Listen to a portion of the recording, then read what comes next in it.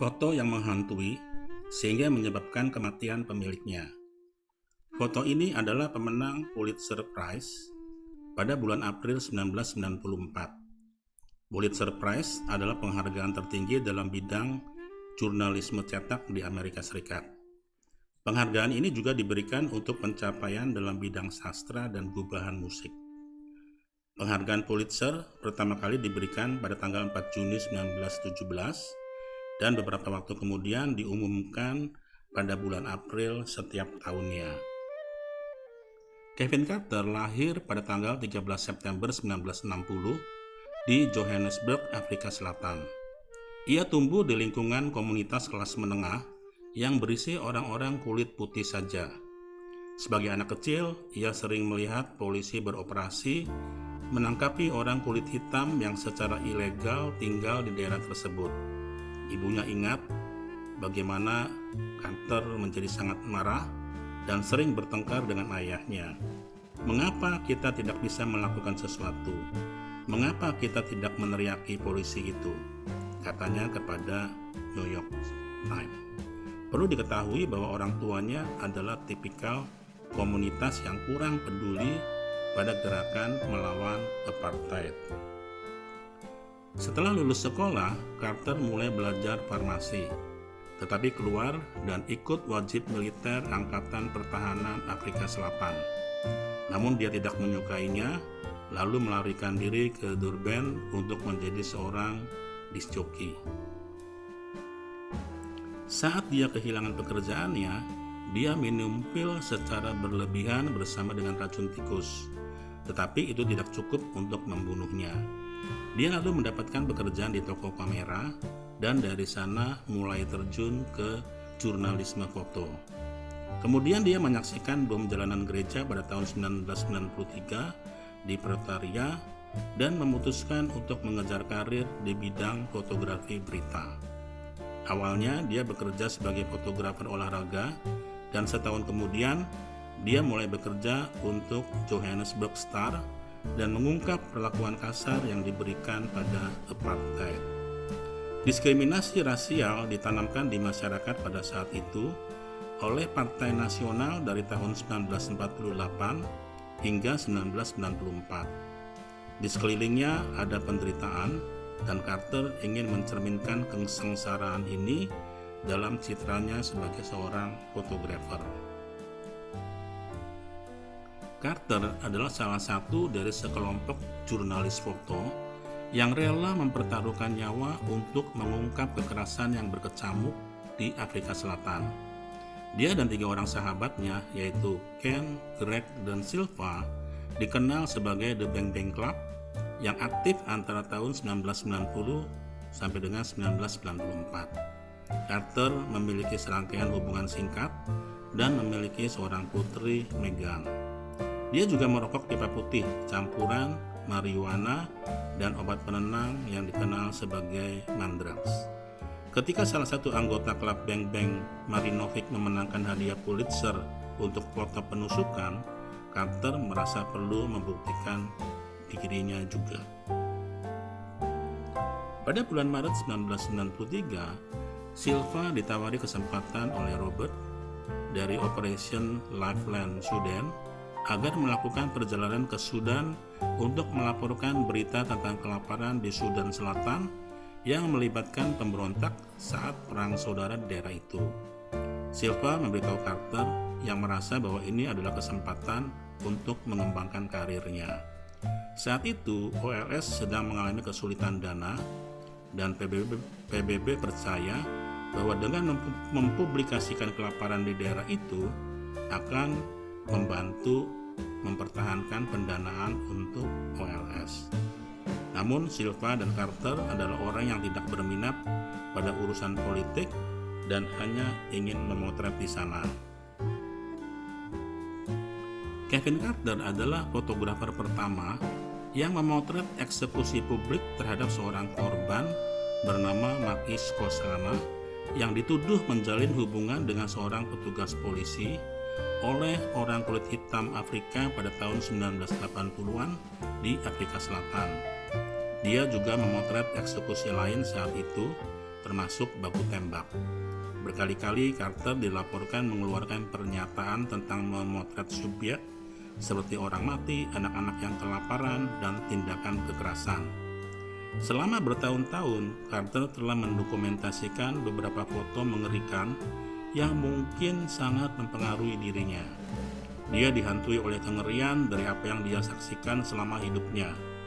Sebagai seorang fotografer, dia mengabadikan dan menyaksikan praktek biadab, pembunuhan yang mengerikan, dan ketidakadilan. Saat bekerja, Carter melihat seorang anak kecil yang sedang dalam perjalanan ke United Nations Feeding Center. Dia sangat lelah, kelaparan, dan berhenti untuk beristirahat. Saat dia beristirahat di jalan, seekor burung nasar telah mendarat di belakangnya dan mengawasi dengan sabar.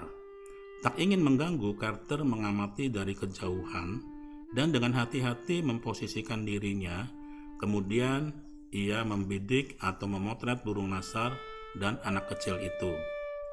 Tanpa sepengetahuan Carter, dia baru saja mengambil salah satu foto paling kontroversial dalam sejarah jurnalisme foto. Foto itu kemudian dia jual ke New York Times, dan setelah beberapa waktu, orang-orang mulai menelepon untuk menanyakan apakah anak itu selamat. Mereka juga ingin tahu apakah sang fotografer telah membantu anak malang itu. Sebagai tanggapan, New York Times menjawab melalui catatan editor khusus bahwa anak kecil itu cukup kuat dan telah menjauh dari burung pemakan bangkai. Namun surat kabar itu mengatakan tidak mengetahui nasib akhir anak itu setelah dia meninggalkan burung nasar tersebut. Kritik keras menyusul ketika foto itu dipublikasikan. Foto tunggal dari anak kecil yang sedang berjuang mendapat kecaman keras dari mereka yang merasa bahwa mengambil foto itu tidak tepat, dilihat dari situasi genting yang dialami anak itu. Pertanyaan tidak hanya terbatas pada nasib anak itu, orang juga mempertanyakan etika Carter. Fakta bahwa Carter tidak segera mengusir burung nasar atau membantu anak itu telah membuat banyak orang merasa tidak nyaman karenanya. Cukup memprihatinkan bahwa dia meninggalkan begitu saja anak yang tidak berdaya itu untuk pergi ke pusat pemberian makan sendirian. Petersburg Times di Florida telah menulis, pria yang membidikan lensanya untuk mengambil bingkai yang tepat dari penderitaannya mungkin juga adalah pemangsa atau burung pemakan bangkai lain di tempat kejadian. Serangkaian pertanyaan rumit yang melibatkan perang saudara, kekeringan, banjir, dan penyakit juga mengemuka. Menanggapi kritik tersebut, Carter mengaku memang telah menunggu sekitar 20 menit agar bisa menangkap dengan baik kedekatan burung nasar dengan sang anak. Akhirnya dia mengambil gambar, pergi, duduk di bawah pohon, dan menangis. Dia depresi setelah itu, kata Silva kepada New York Times. Dia terus-menerus mengatakan bahwa dia ingin memeluk putrinya. Carter mengungkapkan penyesalannya yang mendalam bahwa dia tidak menyelamatkan anak itu. Dia juga mengakui bahwa tidak banyak yang bisa dia lakukan untuk membantu. Dia juga menjelaskan mengapa dia tidak berani menyentuh anak itu karena terjangkit penyakit lalu menyebarkannya. Namun kecaman demi kecaman yang ditanggungnya terlalu berat. Ditambah lagi dengan masalah keuangan yang menghimpitnya, akhirnya ia memutuskan untuk bunuh diri. Pada tanggal 27 Juli 1994, Carter mengendali mobilnya ke Braamfontein. Di sana ia melakukan bunuh diri dengan cara mengalirkan pipa knalpot mobilnya ke jendela di sisi pengemudi melalui sebuah selang. Ia lalu meninggal karena keracunan karbon monoksida. Ketika tubuhnya ditemukan, ada catatan bunuh diri di sampingnya.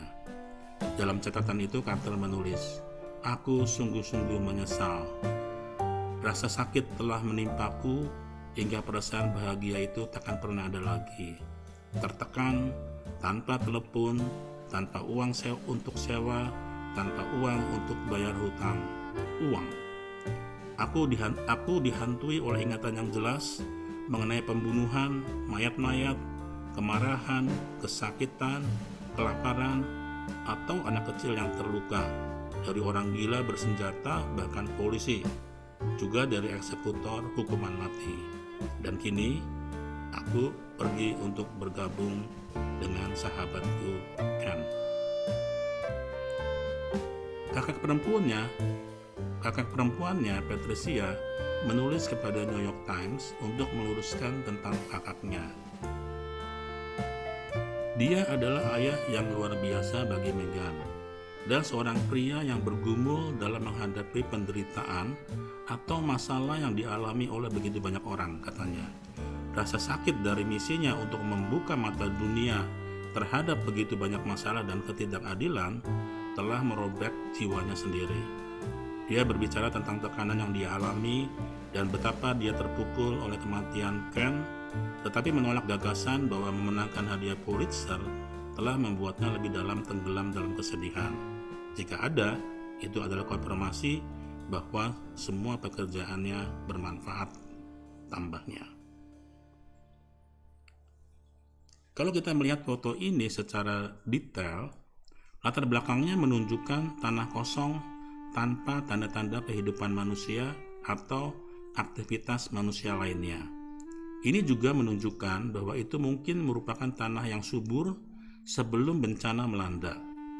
Foto itu juga merupakan simbol kelaparan dan penderitaan yang tak terhapuskan. Memang itu adalah panggilan ke seluruh dunia untuk melakukan atau memberikan pertolongan ke Sudan. Kelaparan di Sudan mendapat perhatian internasional karena foto Carter, dan ini menjadikannya salah satu foto paling mencolok yang membuktikan kelaparan di Sudan. Gambaran tersebut akan selalu menjadi kontroversi karena menimbulkan ketegangan yang tidak diinginkan. Adapun anak yang terekam dalam gambar tersebut, beberapa sumber melaporkan bahwa anak tersebut sebenarnya laki-laki dan bukan perempuan. Bocah itu bernama Kong Yong akhirnya menerima bantuan dan dibawa ke pos bantuan pangan PBB.